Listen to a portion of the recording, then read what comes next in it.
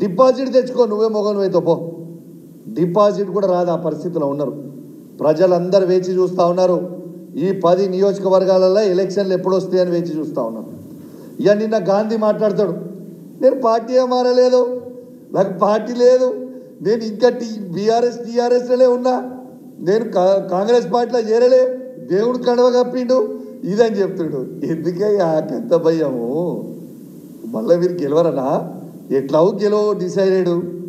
మరి నువ్వే కదా గాంధీ గారికి చూపించాలనుకుంటున్నా. ఆయన మాట్లాడిన వీడియో ఒక్కసారి మీ అందరికీ మీ ద్వారా వినిపిస్తా, ఒక్కసారి మీరు చూపించాలని నేను విజ్ఞప్తి చేస్తా ఉన్నా. మా సీనియర్ నాయకులు చాలా మంది మిత్రులు శ్రేయోభిలాషులు అందరికీ కూడా నిన్న ఫోన్ చేయటం, వారి అనుమతి తీసుకొని వారందరి సమక్షంలో వాళ్ళ కలిసి కాంగ్రెస్ పార్టీలో చేరడం జరిగింది. మీడియాలో అయినారు కదా, స్వయంగా గాంధీ గారే వారి నోటి నుంచి నేను కాంగ్రెస్ పార్టీలో చేరినా అని చెప్పినాం. నిన్నేం చెప్తావు?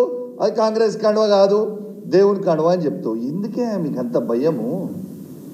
నిజంగా చెప్పాలంటే ఈ గాంధీ గారు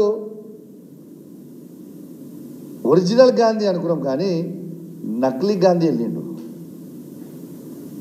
ఏంటిదే నకిలీ గాంధీ? నువ్వు నకిలీ మాటలు మాట్లాడు, పూటకో మాట. నీకు ఖచ్చితంగా నీకు కూడా షేర్లింగంపల్లిలో డిపాజిట్ పోవడం ఖాయం. నేను ఇలా ఒక గిఫ్ట్ పంపుతా ఉన్నా ఈ 10 మంది మారిన ఎమ్మెల్యేలకి. మంచిగా తెచ్చిన ఓ చీర ఇంకా గాజులు తెచ్చిన. ఇలా ఈ 10 మంది